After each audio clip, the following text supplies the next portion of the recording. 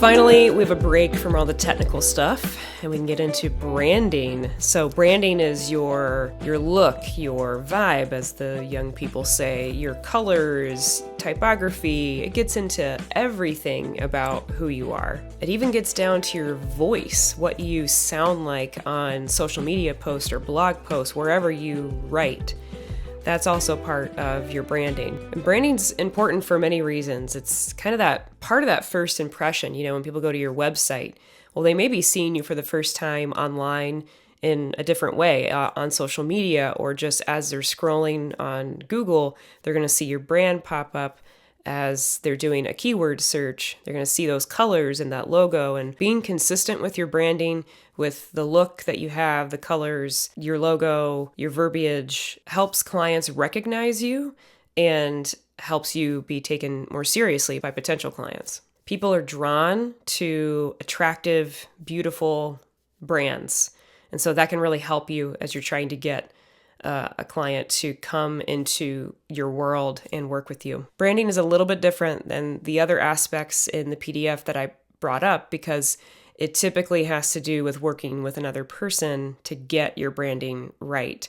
There are professionals out there that know exactly what to do, what you need when it comes to branding. One of the first things I suggest you do is get a logo, and from this logo, you're going to get color schemes, and you're going to get possibly a helpful typography set to use if you're using one of the pieces of typography from your logo. It's good to get a designer that asks you a lot of questions, what your company's all about, what's unique about it, what colors do you gravitate towards, are you more modern, are you more traditional? They'll ask you, if they're good, they'll ask you a lot of these questions because they want to visually understand. Typically what you're going to have is kind of an icon plus the name of your company. A lot of people though, like Google, it's just Google. There's no icon. It's just the words, and it's the coloring of those words. And the G actually kind of makes their little icon is just really their G.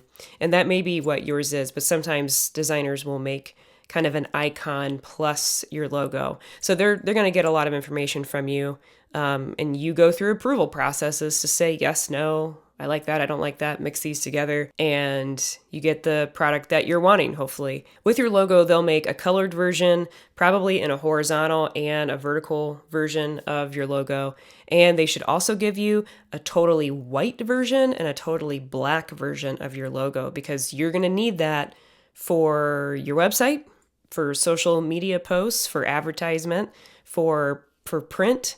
You're going to need those total contrast colors of white and black, plus your main colored logo, your normal colored logo, for various things you can't even really think of right now, but you're gonna want that full white, full black logo as well. Now, from that designer making your logo, you're gonna automatically have probably at least 2, if not 3 colors that come out of that with your logo.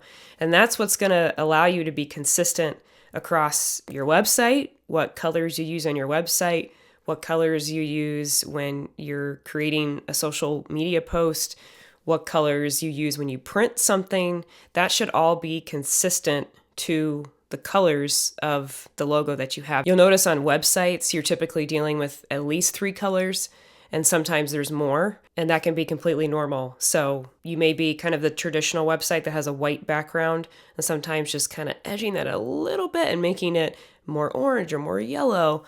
That can be a little bit better distinguishing, but make sure even that color, that background color, kind of complements your logo, because your logo is going to be up in the navigation bar. It's going to be maybe on the page somewhere. Make sure that it works there. Let's talk about typography. So this is typically you're going to find this in the word font, but the technical word is typography. What is that serif or sans serif? I'll explain in a second.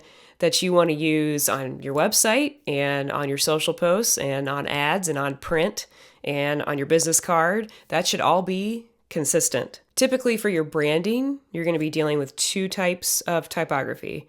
So you're going to pick, especially for your website, kind of a heading font and then a body font. That's usually what you see on a website. Same thing though for social posts or digital ads or print. You're going to want something that's a heading font, body font. Make sure that's consistent.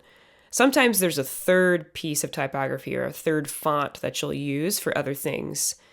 So it's good to probably work with the designer that made your logo, make sure you know what that font is called, and possibly use that on your website or social media, or have one that complements it well. And designers will know what complements things well if you're not able to really pick it out. They're going to ask you about serif and sans serif. And also, there's really more. This is just the basics, but there's script font if you want to be a little bit more fun and modern. But it's typically serif and then sans serif that you're dealing with.